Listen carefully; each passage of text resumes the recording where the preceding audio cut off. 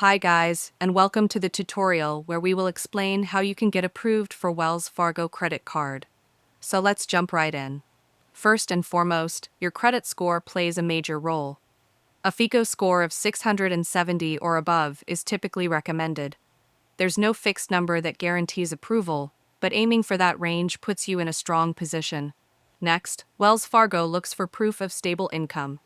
When you apply, you'll need to show that you earn consistent income. This helps demonstrate your ability to manage a line of credit responsibly. You'll also need to provide your social security number and have a valid US address. Being a U.S. resident with a physical address is a key eligibility requirement for any of their credit cards.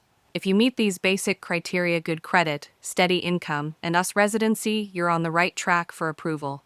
Also, if you're unsure which card to go for, Wells Fargo offers a pre-qualification tool on their website. This can help you see which cards you're likely to be approved for without affecting your credit score. Hopefully, this gave you a clear idea of how to get approved for a Wells Fargo credit card.